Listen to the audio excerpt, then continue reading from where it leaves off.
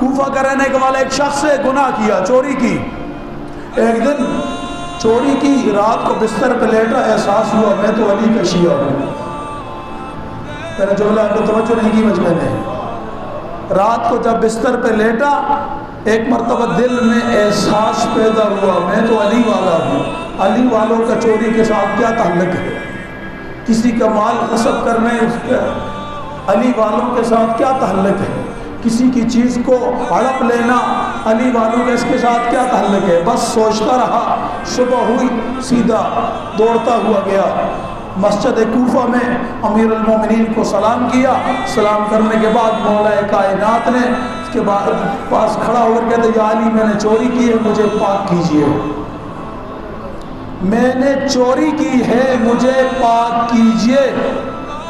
امام علیہ السلام نے کہا کہ ہوش میں ہے تو جو اپنے جرم کا اقرار کر رہا ہے؟ اس نے کہا مولا ہوش میں ہوں. کہا کسی مجبوری کے تحت تو نے چوری کی ہے؟ کہا نہیں، کہیں تیرے بچے تو بھوکے نہیں تھے؟ کہا نہیں، کہیں جس بندے کی تو نے چوری کی ہے اس نے تیرا مال تو غصب نہیں کیا ہوا تھا؟ کہا نہیں. 9 شرطیں ہیں اسلام میں چور کے ہاتھ کاٹنے کی. آل محمد کے مکتب میں، ان دوسرے مکاتب میں اور آل محمد کے مکتب میں یہی تو فرق ہے کہ دوسرے مکتب میں اگر کسی کے اوپر الزام بھی لگا دیا جائے اور جھوٹے گواہ بھی کھڑے کر دیے جائیں تو وہاں قاضی گواہی سن کے سزا دے دیتا ہے. لیکن جب اللہ کا بنایا ہوا دین ہو تو وہاں پہلے مجرم سے پوچھا جاتا ہے بتا تو نے کسی مجبوری کے تحت تو چوری نہیں کی؟ کہیں حاکم وقت نے تیرا حق تو غصب نہیں کیا ہوا تھا؟ اگر مجرم یہ کہہ دے کہ کسی حاکم نے میرا حق غصب کیا ہوا تھا اور میں نے مجبوری میں چوری کی ہے تو معصوم فرماتے ہیں پھر چور مجرم کے نہیں کاٹے جاتے، ہاتھ حاکم کے کاٹے جاتے. اس لیے اگر وہ حق دے رہا ہوتا تو پھر کبھی بھی یہ مجرم نہ بنتا. اس کے حق غصب کرنے کی وجہ سے یہ مجرم بنا ہے. اس نے 9 شرطیں مولا کائنات نے اس کے سامنے بیان کی. ہر شرط اس نے کہا یہ نہیں تھی، یہ نہیں تھی، یہ نہیں تھی. جب اس نے اپنا ان تمام شرائط بیان کر دی جو ایک چور کو ہاتھ کاٹنے سے بچانے والی ہے تو آخر میں امیر المومنین نے قمر سے کہا قمر تلوار لاؤ. مولا کائنات نے تلوار لی، اس کی انگلیاں کاٹ دی. انگلیاں، ہاتھ نہیں کاٹا جاتا فقہ جعفریہ میں. فقہ جعفریہ میں انگلیاں کاٹی جاتی ہیں اس لیے کہ یہ جو ہاتھ ہے نا یہ سجدے کی جگہ ہے. یہ ہاتھ سجدے کی جگہ ہے. اگر اس پہ امام علی نقی علیہ السلام کا متوکل کے دربار میں بہت خوبصورت مناظرہ ہے، وقت نہیں ہے میں وہ بیان کروں، میں وقت جلدی گزر رہا ہوں. سامعین محترم، مولا کائنات نے اس کی انگلیاں کاٹ دی. اب جو بندہ کسی کو سزا دے نا تو جس کو سزا ملی ہو اس کے دل میں سزا دینے والے کے لیے نفرت پیدا ہو جاتی ہے، اس نے مجھے کیوں سزا دی ہے. لیکن خدا کی قسم یہ آل محمد کی ولایت ایسی عظیم ہے. جاگیے گا، میں جملہ کہنا چاہ رہا ہوں کہ آل محمد کی ولایت و محبت اتنی عظیم چیز ہے کہ اگر امیر المومنین مجرم کو سزا بھی دے تو محبت میں کمی نہیں آتی بلکہ اضافہ ہو جایا کرتا ہے. مجرم کو اگر سزا دیں تو محبت میں کمی نہیں آتی بلکہ محبت میں اضافہ ہو جایا کرتا ہے. روایت آگے بڑھ رہی ہے، کہتے ہیں کہ ایک ہاتھ میں کٹی ہوئی انگلیاں پکڑی ہوئی تھی، دوسرے ہاتھ سے خون ٹپک رہا تھا. یہ مسجد کوفہ سے باہر نکلا، بازار کوفہ میں اس نے علی کا قصیدہ پڑھنا شروع کیا. میں کتنا خوش نصیب ہوں، امیر المومنین نے مجھے پاک کیا، امام المتقین نے مجھے پاک کیا، غالب علی کل غالب نے مجھے پاک کیا. علی کا قصیدہ پڑھتا ہوا جا رہا تھا، سامنے سے ایک منافق، ابن القوہ نام ہے اس منافق کا، اور تاریخ میں حقیقت ہے جو منافق ہوتے ہیں وہ قوی ہوتے ہیں.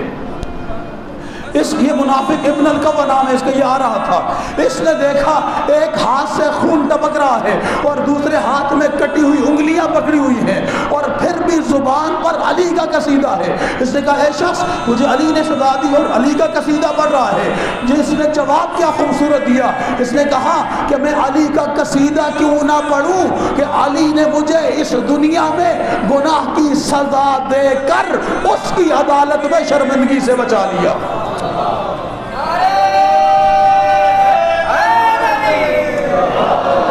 دنیا میں مجھے مجھے مولا کائنات نے گناہوں کی سزا دے کر مجھے اللہ کی عدالت میں جہاں 1,24,000 نبیوں کی امتیں کھڑی ہوں گی وہاں پہ اگر کوئی محمد رسول اللہ کا امتی گناہ کر کے آئے تو رسول اللہ کو ہماری وجہ سے سر جھکانا پڑے گا. کوئی علی کی ولایت کا اقرار کرنے والا مجرم بن کے آئے تو امیر المومنین کو وہاں ہماری وجہ سے سر جھکانا پڑے گا. سامعین محترم وہاں پر یہ شخص کہتا ہے کہ مجھے امیر المومنین نے اس جگہ پر شرمندہ ہونے سے بچا لیا. دوسرے لفظوں میں اس لفظ کو اپنے الفاظ میں اگر میں تبدیل کر دوں تو اس نے یہ کہا اس منافق کو کہ مجھے علی میں آخرت میں خسارہ اٹھانے والوں میں سے نکال دیا. آخرت کا خسارہ اٹھانے والوں میں سے مجھے مولا کائنات نے نکال دیا. اب یہاں پر تو منافق کی بنی نہیں, دوڑتا ہوا آیا, کہا یا علی میں نے عجیب عاشق دیکھا ہے آپ کا, میں نے آپ کا عجیب عاشق دیکھا ہے. کہا کیسا عاشق ہے؟ کہا ایک ہاتھ میں کٹی ہوئی انگلیاں پکڑی ہیں اور دوسرے ہاتھ سے خون ٹپک رہا ہے, زبان پر آپ کا قصیدہ ہے. کہا جاؤ اس کو بلا کر لاؤ. اب یہی شخص دوڑتا ہوا گیا, جا کر اس شخص کو بلایا, کہا تجھے امیر المومنین بلا رہے ہیں. شخص واپس پلٹ کر آپ نے دیکھتا ہوں مجمع جاگ رہا ہے یا نہیں جاگ رہا. واپس پلٹا اور پلٹ کر اس نے مولا سے فرمایا یا علی کیوں بلایا مجھے؟ کہا اپنی کٹی ہوئی انگلیاں مجھے دے. امام نے کٹی ہوئی انگلیاں لی, جہاں سے کاٹی تھی وہیں رکھی, دست امامت پھیرا. اس نے ہاتھ کو پہلے سیدھی طرف سے دیکھا, پھر الٹی طرف سے دیکھا, ایسے لگ رہا تھا جیسے کبھی کٹی ہی نہیں, ایسے لگ رہا تھا جیسے کبھی کٹی ہی نہیں. اللہ کی قسم کوئی عاشق ہو تو اس جوان جیسا عاشق ہو. اس نے اپنے امام کی طرف مڑ کے عجیب سوال کیا. اس نے کہا یا علی اگر جوڑنی تھی پھر کاٹی کیوں تھی؟ اگر کاٹنی تھی پھر جوڑی کیوں ہے؟ اگر جوڑنی تھی پھر کاٹی کیوں تھی؟ اور اگر کاٹی ہے تو پھر جوڑی کیوں ہے؟ امام نے اس کے چہرے کو دیکھ کر ایک قیامت تک اپنے عاشقوں کے لیے, ان عاشقوں کے لیے جو گناہ کر کے ابھی تک توبہ نہیں کر سکے, ان کے لیے جو گناہ کر کے ابھی تک اس گناہ کا مداوع نہیں کر سکے, ان کے لیے مولا کائنات نے نورانی جملہ ارشاد فرمایا, کہا اے جوان تو نے جرم کیا, علی نے تجھے جرم کی سزا دی. یعنی جملہ بتا رہا ہے کہ علی کے ہاں مجرم کے لیے کوئی معافی نہیں ہے. مجرم اپنا ہو تو بھی مجرم ہے علی کی نگاہ میں, مجرم پرایا ہو تو بھی مجرم ہے مولا کائنات کی نگاہ میں. اور جو علی کی سیرت ہے وہی حسن کی سیرت ہے, جو حسن کی سیرت ہے وہی حسین کی سیرت ہے, اور جو حسین کی سیرت ہے وہی مہدی کی سیرت ہے. یہی ہمارا ایمان ہے نا. مولا کائنات نے فرمایا تو نے جرم کیا, تو علی کی عدالت میں آیا, علی نے تجھے جرم کی سزا دی, اور اس سزا ملنے کے بعد تو نے ہماری محبت کا اظہار کیا. سزا ملنے کے بعد تیرے دل میں ہماری نفرت نہیں آئی, بلکہ تیرے دل میں ہماری محبت مزید بڑھ گئی. تو نے جرم کیا, ہم نے تجھے جرم کی سزا دی ہے, تو نے ہماری محبت کا اظہار کیا, یہ اس کی جزا دی. اللہم صلی علی محمد وآل محمد. اللہم صلی علی